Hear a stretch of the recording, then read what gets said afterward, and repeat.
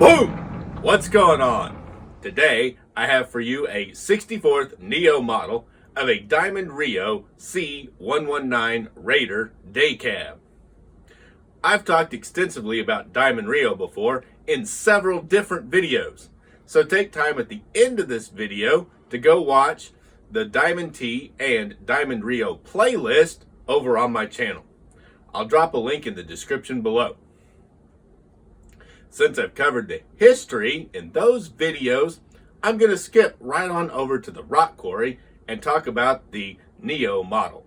But I do have some more interesting tidbits on a famous Diamond Reo after the product review. So smash the like button and keep watching. And this, guys, is the 1974 Diamond Reo Raider with a setback front axle, and it's a day cab by Neo Scale Models. It comes in the standard Neo Scale Models hardboard sleeve with a clear plastic lid and a black hard plastic base, and it has the mirror piece in the back. It is item number Neo 64095, metallic dark green, and it's for TRT. And there it is out of the package. It's just screwed down with 2 screws to the base plate. They're easy to take out, just use a Phillips head screw. But make sure you put your forefinger on top of the frame and your thumb under the black plastic base and hold them together when you try to take it off. That way you don't drop the truck. Now let's go on and pick him up and look at all these fancy fine details they've got. It rides on 5-spoke Dayton wheels in the rear that are painted metallic green, same as the cab, and then it has 10-hole front wheels that are Bud style. Pretty common back in the day to run Daytons and Buds. That was very common in the 70s, 80s. There's a fuel tank and a battery box right there behind the fuel tank. The fuel tank has steps on it, and it is painted in silver. And then right above it, you can see how the exhaust pipe comes right out over top of the fuel filler cap. There's mud flaps in the back and quarter fenders. Quarter fenders are silver and the mud flaps are all black. You can see how the fender goes around, and then you can see the front bumper, how it is curved back to match up with the front axle. That was very common. They'd cut the bumper around so that it gave you better maneuverability. Also, pulling the axle back made the truck far more maneuverable. It has an oil filter hanging on the side, and then you can see it has a hard plastic that's painted amber. It's that clear Tamiya yellow orange to give you a turn signal right there mounted on the fender. There's a spotlight right above the oil filter facing forward. And then you can see the mirror, door handle, and grab bar. On the door, it says TRT Inc. of Portland, Oregon. Windows are vacuum formed windows on this truck, and then they are put in place with a little bitty bit of black trim around them. Now the front bar on this, to make it look like it has a 2-piece window, is actually a photo etched silver piece put on place. The other photo etched you can see are those 2 windshield wipers. Be really, really careful with them. On the grill, you can see the diamond pattern right straight down the center. Very, very Diamond Reo. They love that. And you can see the Diamond Reo logo tampoed right above it where you would grab the hood to tilt it. There's an Oregon license plate on the front, and then 2 slots for pulling. In the grill, plus it's got some rivet detail, or actually bolt detail, where they would be bolted to the front of the frame. Individual jewel style headlights, 2 in each pod, and then it has the 2 marker, or the 2, and then you can see the 2 turn signals. Inside the truck, it has a tan interior, tan seat, tan dashboard, and tan steering wheel. Also, if you look close, you can see the 2 vents that are blowing defrost onto the front window right there. There's a visor up above the window, and it is painted in silver.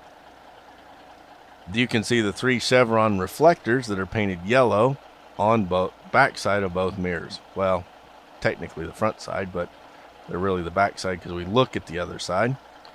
And then you can see the two spotlights also have individual jewel style lights in them. Turn him around a little bit more.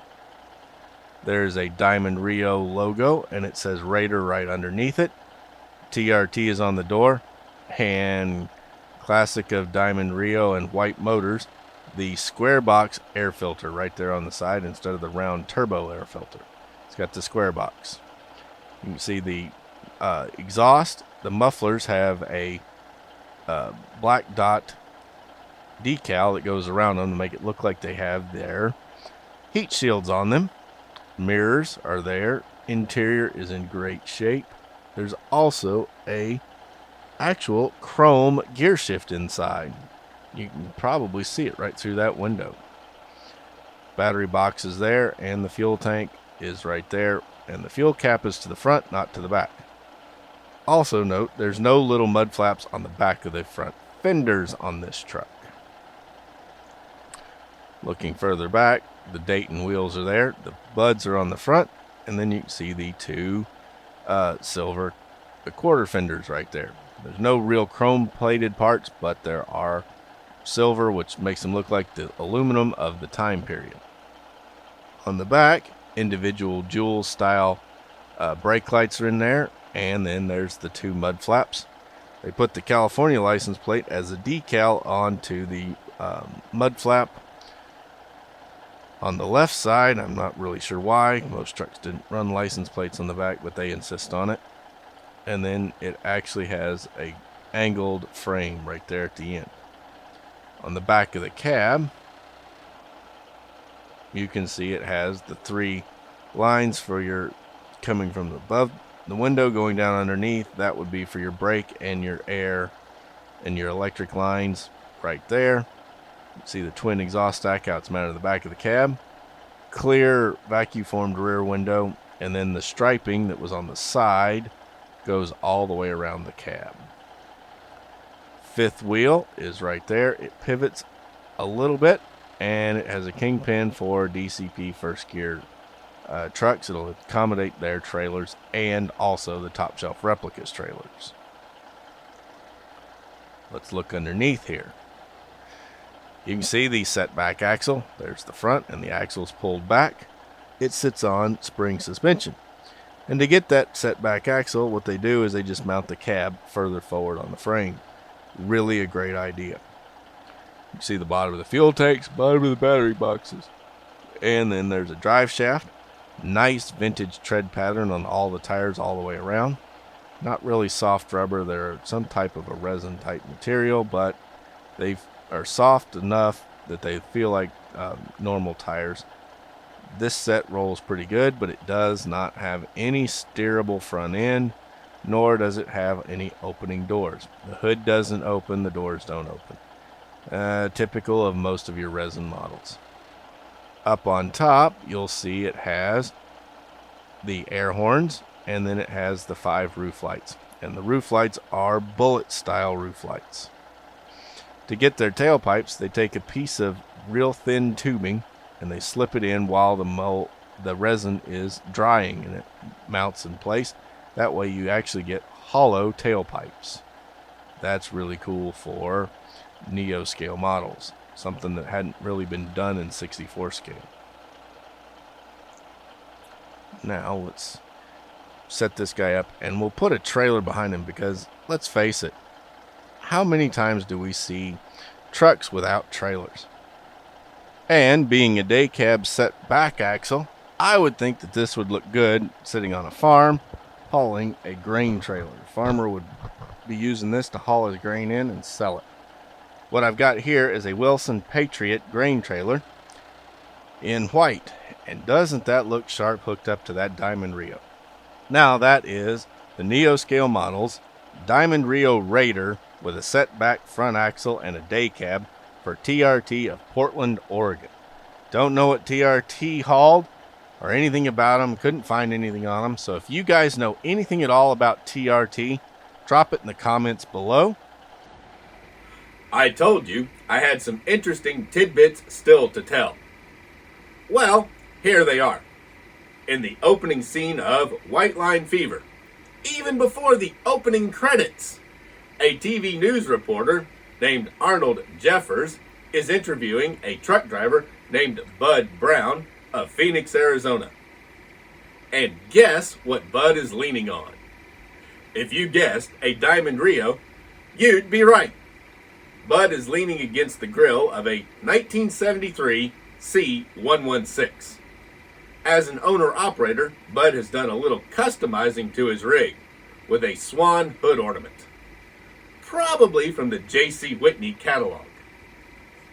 Also kind of funny that the truck unit number visible behind Arnold is 116, matching the truck model number of C116. Diamond Reo gave the C116 the model name of Apollo. The Apollo was introduced in 1971 and produced till December 1974 when the company went bankrupt. Probably the last few built were designated as 1975 model year trucks, since the new model year begins in the fall. The C116 series was intended to be a line of custom-built trucks with big diesel power. They offered 4 main ways a driver could custom order their new truck. These included front axle position, wheelbase length, assembly of the hood, and the option of a sleeper box mounted behind the cab. The last 3 of these options were common in the 60s and 70s, but the first one was a new concept. Diamond Reo was a pioneer in the field of front axle position. They realized that by moving the front axle back from the front bumper, that more weight could be hauled due to the weight transfer. If you notice today, most trucks have the axle set back from the front end for this same reason. But back in the 60s and 70s, this was a totally new idea. Diamond Reo added the option of moving the front axle back about 18 inches, and hundreds of pounds of payload were magically transferred to the front axle. Better balance of the load and more payload capacity.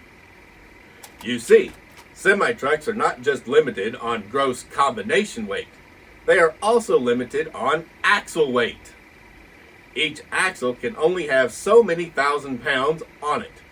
So, by moving axles, a driver can balance out the load distribution and take a truck from overweight to legal. Diamond Reo helped pioneer a solution to this problem way back in the early 70s. Even the Diamond Reo Raider that I reviewed had the Setback front axle configuration. I still have a very limited supply of these Neo scale models 1974 Diamond Reos available on my website. How long they last is not very long, and no resupply is available with Neo shut down. So don't delay and get one of these today for your collection. Once I'm out, the link will disappear. Thanks for watching, everyone. Don't forget to smash that like button, make a purchase for your collection on any of my websites, sponsor me over on Patreon, and subscribe to my channel for more great product reviews and histories. I'm Logan, the 64th Gear Jammer Skeele, and I'll be back soon with another episode of Toy Talk.